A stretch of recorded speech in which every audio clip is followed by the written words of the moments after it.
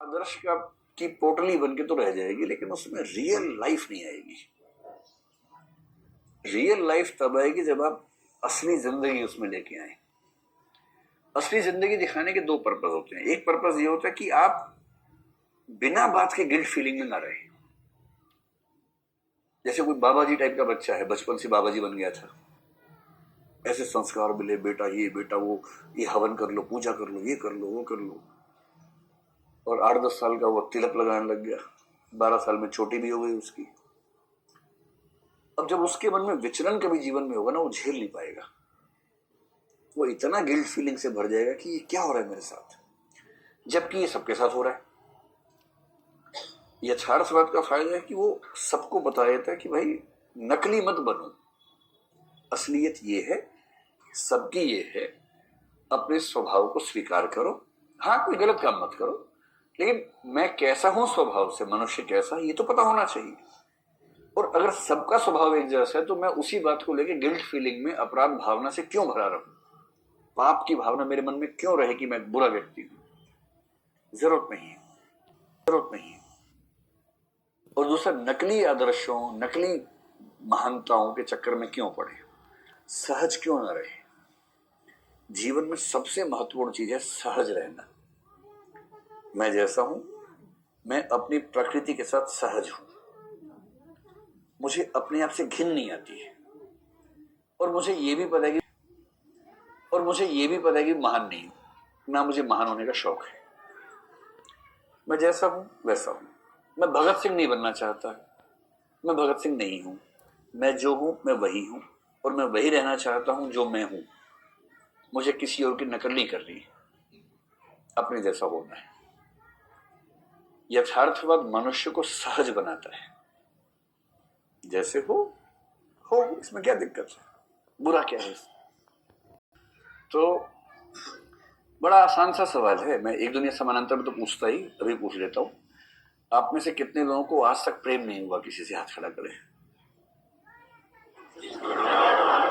संकोच नहीं करना है, कोई किसी को नहीं बताने वाला, एकदम प्राइवेट मामला है। आप खुल के बोल दीजिए, जी ले सिमरन जिंदगी, जी ले अपनी तू। आप हाथ खड़ा कर दे खुल के, बोलो बोलो। कितने लोगों को आज तक, मैं दो तरफा की बात नहीं कर रहा हूं, एक तरफा भी इसमें शामिल है। दो तरफा तो किसी किसी का ही नसीब होता है। एक तरफा कि आप लट्टू थे, सामने वाले भाव नहीं दिया, वो भी इसमें शामिल है। ऐसे लोग जिनको आज तक एक तरफा प्रेम भी नहीं हुआ किसी के साथ, वो हाथ खड़ा करें।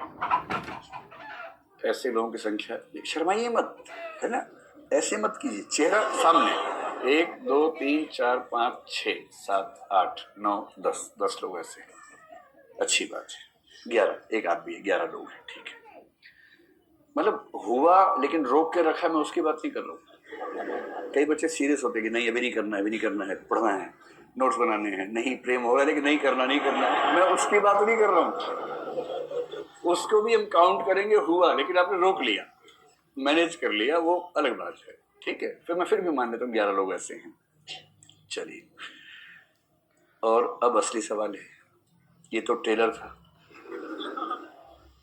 कितने लोगों को जीवन में एक ही बार हुआ है, दूसरी बार नहीं हुआ? ऐसे लोगों की संख्या करीब 40 के आसपास दिख रही है। तो 11 को एक बार भी नहीं हुआ है, 40 को एक ही बार हुआ है। कुल लगभग 550 लोग बैठे हैं।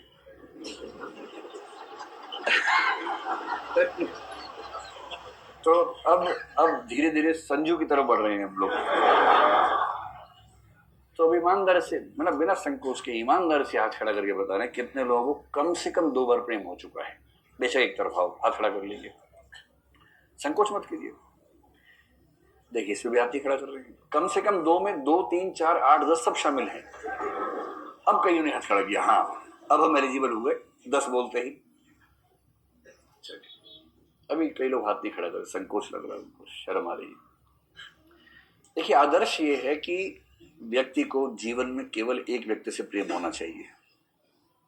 गृहस्थ जीवन का आदर्श तो यही है कि पति के मन में पत्नी के अलावा किसी का भाव ना आए, और पत्नी को सपने भी पति के ही आए।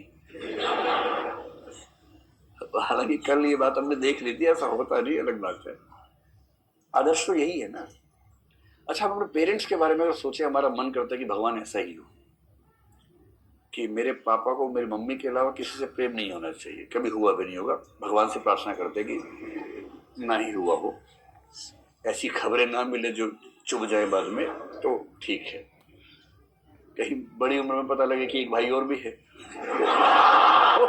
उस शहर में, तो खराब लगेगा। तो ऐसे ही मम्मी को लेके ज्यादा लगता है कि मम्मी को किसी और से ना हुआ हो, क्योंकि वहां थोड़ा संस्कृति ज्यादा हावी हो जाती है महिलाओं के मामले में। पुरुष के मामले में चलता है कि ठीक है, कोई बात नहीं, बुरी बात है, भेदभाव बुरी बात है, लेकिन दिमाग में रहता है इस तरह से।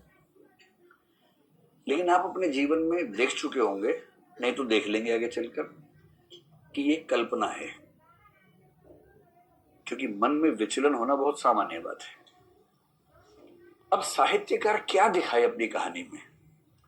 ये दिखाए कि सारे चरित्र राम और कौशल्या जैसे हैं, सीता मैया जैसे हैं, मन वचन कर्म से एकदम शुद्ध पत्नीव्रत पतिव्रत हैं, तो आदर्श का की पोटली बन के तो रह जाएगी, लेकिन उसमें रियल लाइफ नहीं आएगी। रियल लाइफ तब आएगी जब आप